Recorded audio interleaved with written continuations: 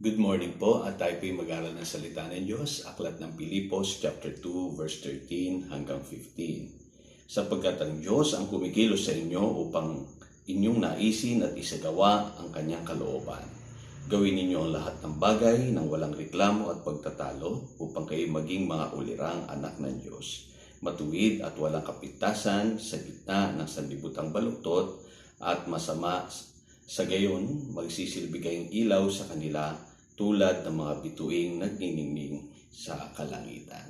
So pag-usapan po natin today ng isang bagay na minsan po ay para bagang imposible sa atin, sabi ng iba, na tayo makalakad sa isang malalim na buhay.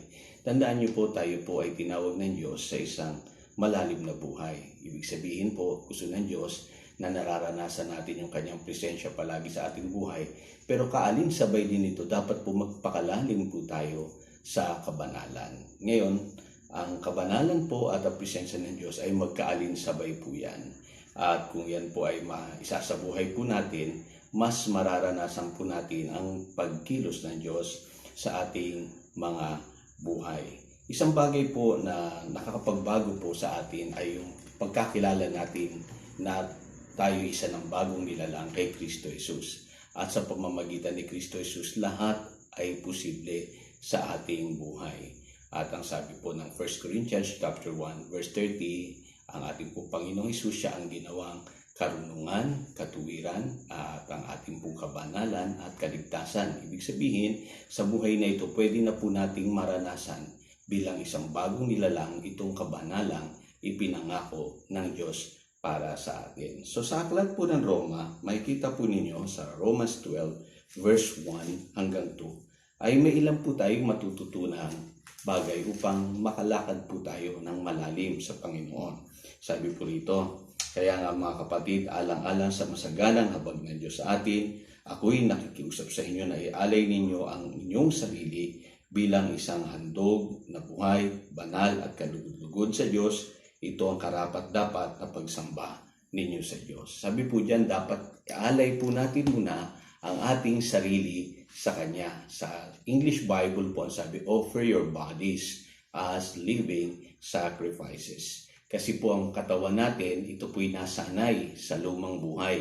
Nasanay po ito sa dati po nating ginagawang mali. Nasanay po ito doon sa pagtugon lagi sa tukso at nasanay po ito nasa pagkaalipin ng gawain ng dyablo. Kaya tayo nakakilala na kay Kristo Jesus, ang unang-una po nating dapat pansinin ay yung pong pagbabago po ng ating katawan. Kasi po yung katawan po natin ay sumusunod lamang po yan sa mga bagay na tinitikta po ng Espiritu. Kaya pansinin niyo po doon, ialay daw po natin parang hain. Kasi po sa talatang binasa natin kanina sa Aklat ng Pilipos, ang sinasabi po diyan, God is always at work in us. Ibig sabihin, kumikilos na ang Diyos ngayon sa ating pagbabago. Kailangan lang makipag-cooperate po yung ating pong mga sarili, lalo na po yung ating katawan na nasanay sa pagkakamali.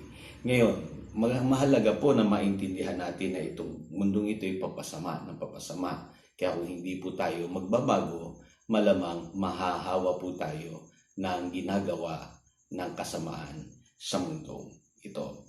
Pangalawa po, para maintindihan niyo pong labis, ay sabi po sa verse 2 ng Romans chapter 12 ay ganito, huwag kayong makiayon sa takbo ng mundo ito, sa halip hayaan ninyong baguhin ng Diyos ang inyong pag-iisip upang maunawaan ninyo ang kanyang kalooban. Sa gayon magagawa ninyo kung ano ang mabuti, kalugod-lugod at ganap na kalooban ng Diyos. So ibig sabihin, magbago daw po tayo ng pag-iisip. Ang pag-iisip po natin ay may kaugnayan po yan kung paano tayo nililid ng Holy Spirit. Lagi natin tatandaan sa Acts chapter 1 verse 8, ang nagbibigay ng kapangyarihan sa buhay ng Kristiyano ay ang banal na Espiritu. Pero kailangan po tayong lumakad in pace with the Holy Spirit. Kaya sabi sa Romans chapter 8 verse 5 hanggang 8 ay ganito po. Kailangan po tayong lumakad sa Espiritu. Sabi po rito ay ganito, ang mga namumuhay ayon sa hilig ng laman ay walang pinapahalagan kundi ang mga bagay na ukol sa laman. Ngunit ang namumuhay ayon sa Espiritu ay nagpapahalaga sa mga bagay na espiritual. Ang pagsunod sa hilig ng laman ay naghahatid sa kamatayan, ngunit ang pagsunod sa Espiritu ay nagdudulot ng buhay at kapayapaan. Kaya nga kapag itinuon ng tao ang kanyang pag-iisip sa mga hilig ng laman, siya ay nagiging kaaway ng Diyos sapagkat hindi siya nagpapasakop sa batas ng Diyos at sadyang hindi niya ito magagawa. Ang nabubuhay ayon sa hilig ng laman ay hindi maaaring kalugdan ng Diyos. So dito po, malaki pong bahagi ng ating pag-iisip, our mind. Maliban po na tayo po ay lumakad, led by the Holy Spirit, sabi ng Biblia, ay mahihirapan po tayong makapamuhay po ng banal. So, ang paglalakad po sa Espiritu ay may kaugnayan po yan palagi sa ating mga iniisip. Kasi po yung iniisip natin ay parang computer po yan.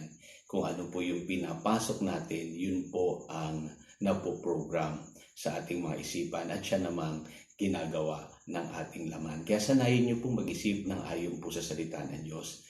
Sanayin natin mag-isip ng mga bagay na patungkol po sa Diyos at sanay po tayo mamuhay ng ayon po sa mabuting balita.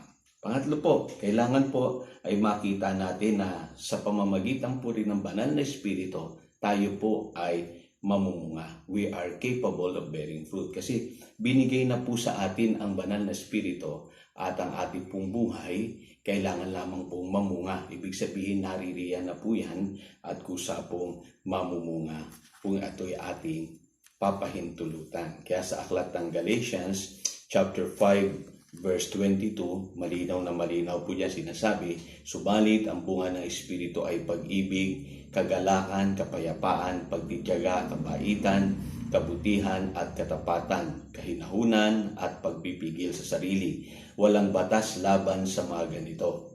So ibig sabihin po, ito pong bunga ng banal na Espiritu, naririyan na po yan nung tinanggap natin si Kristo. Kailangan lamang po natin i-manifest. Ibig sabihin, bilang isang born-again child of God, meron ka ng pag-ibig, kagalakan, kapayapaan, pagtitiyaga, kabaitan, kabutihan, katapatan, kahinahunan, at pagpipigil sa sarili. So, didiskubrihin mo lamang sa pamamagitan po ng pagsunod sa Panginoon, magagawa mo na ang mga bagay na ito. Sabi nga, walang batas laban dito. Hindi na tayo kailangang pagbawalan para po magawa natin itong mga bagay na ito. Kusa na po itong mamumunga sa ating mga buhay. Kaya nga po sa ikalawang Pedro, chapter 1, verse 3 and 4, sabi po rito, tinanggap natin sa pamamagitan ng kapangyarihan ng Diyos ang lahat ng bagay na magtuturo sa atin upang tayo'y mamuhay ng makadiyos. So, pwede po pala,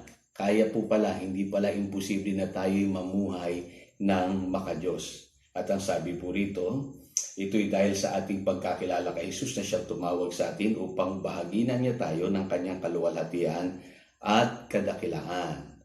Sa paraang ito, binigyan niya tayo ng mga dakila at napakahalagang pangako upang makaiwas kayo sa nakasisirang pagnanasa sa sanlibutan ito at upang makabahagi tayo sa kanyang likas bilang Diyos. Kaya mga magulang, mga kapatid, makikita niyo po, posible po tayo makapamuhay ng banal, maayos, tigit sa lahat, nakalulugod po sa harap ng Diyos. So, pwede po yan as we walk deeply according to His Word. Again, ito po si Pastor Jojo, nagpapaalala po sa inyo na nais niyo pong pagpalain, manatili po tayo lagi sa salita ng Diyos. God bless po.